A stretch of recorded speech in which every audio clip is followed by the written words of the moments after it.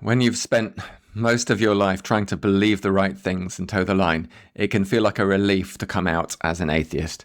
But that wasn't enough for me, and I suspect for you too. The search begins when you reject your faith. This whole problem reminds me of a joke told me by a man in Dunleary near Dublin. He told me about a time in the 70s when an anthropologist was visiting and was asked by a Catholic man whether he was Catholic or Protestant. And he thought about this and had his answer, and he said, actually, I'm an atheist. I don't believe in God at all. And the Catholic man asked him, well, which God is it you don't believe in, the Catholic one or the Protestant one? And that makes sense, right? Because actually, there's wisdom here. When you're an atheist, there is something you don't believe in, and it's a legitimate question to ask which God it is that you don't believe in. And I know some people will say atheism isn't about that. I've had those angry comments before. But actually, you have to be a type of atheist. I'm sorry, but you do. There's the idea of God as the one who controls. We know that God sort of developed as an idea through the society's felt need to control. As societies got bigger, when there were just a handful of people living together, then simply control and shame and having shared mores is fine. We can see what each other are doing. We can hold each other to account. But as societies became more complex, and when you didn't know all your neighbours in your settlement, it became impossible to survey one another. And so the concept of God probably developed out of this challenge of how do we have a shared morality when we can't keep an eye on each other. We see that now, don't we, with CCTV, with self-surveillance online and in other places, with those pictures of police officers that I see up in supermarkets. The idea that when we're being watched, we behave differently, or when we think we might be. We saw it in that, there's an idea of a prison. It's in the Guardians of the Galaxy, actually, a panopticon prison, where there's one guard who might be looking into any one of the cells at any one time and can see all panopticon. I grew up with that God. I remember absorbing this idea that God may be watching me, and so I had to behave. And I didn't behave, but I just felt bad, right, when I didn't. But there's also the idea of God as liberator. You see it through the Bible. You see it in the idea of liberation from reincarnation, from samsara, in Eastern traditions. The idea of being a God who frees us, who sets us free.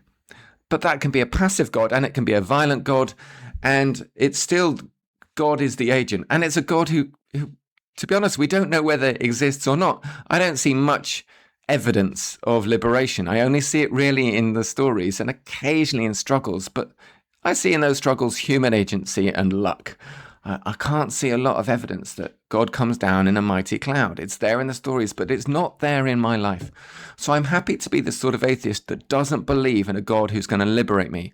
I am not waiting for that God. We need to crack on, right? So then there's the God who rewards and punishes. And there's a Sufi saint, Rabia al-Basri, who allegedly went through the streets of Baghdad with a bucket of water in one hand and a flaming torch in the other and said, I want to set fire to heaven and pour out the flames of hell, because she was sick of the idea of a God who makes us behave through threat of punishment and promise of reward, because you can't know if you're a good person if there's punishment and reward. So I'm happy to be the sort of atheist who doesn't believe in a God of punishment and reward. But all of those atheisms are negations. They're all what I don't believe. They all leave me somewhere with a question that the Dubliner had to ask, which is, which God don't you believe in? And then all of them. But then what do I believe in? I can't just sit with what I don't have. Where next is a question that you have to ask yourself as someone who's deconstructing your faith. So where do you go after God? So what sort of atheist am I then? I could be a Christian atheist, and I've met lots and I know lots who are part of Christian traditions, and they hold to the ritual and to the stories of Christianity through Unitarianism or Quakerism or through Sea of Faith Anglicanism. And for them, the traditions and the institutions still have meaning. They believe in those still. That's not me. I stopped believing in the institutions and in institutional religion, as well as not believing in God. And I felt like I was sharing the space with others who sincerely still believed in God and were just constantly upset by my presence as a Christian atheist.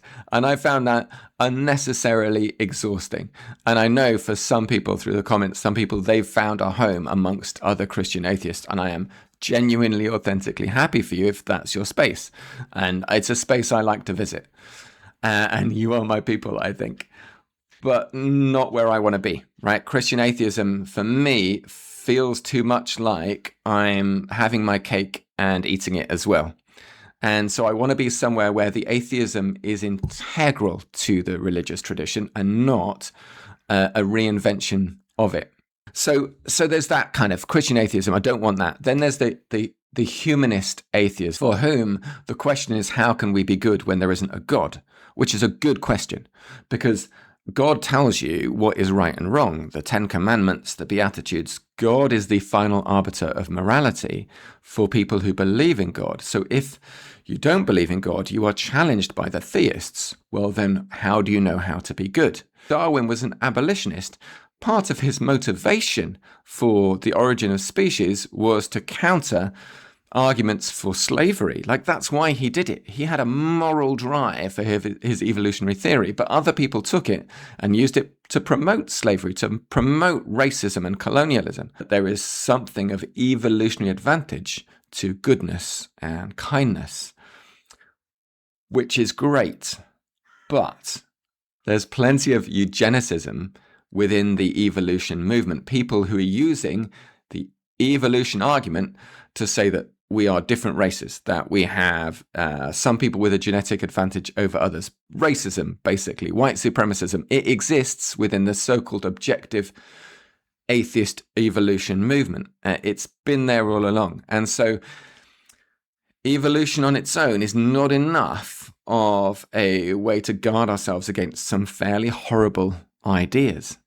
And I'm not the new atheist either, the type for whom atheism is about proving theists wrong, for whom it's all about why God doesn't exist. It's boring, isn't it? It's boring just arguing all the time with other people. If people want to believe in God, and if that helps them, and if the concept helps them, then and it makes them good people, why on earth would I argue without? If it deepens their sense of spirituality and wonder at the world, why on earth would I want to? That's childish to argue with that, and a waste of energy, because they might be right. Maybe God does exist. I don't know, and neither do you. So I don't want to be the kind of atheist for whom I have certainty about God or gods not existing. That's a Western Christian argument. Does God exist? So what it comes down to then is not so much what kind of atheist do I want to be as what question am I asking? And my question is not, does God exist? My question is not, how do we be good?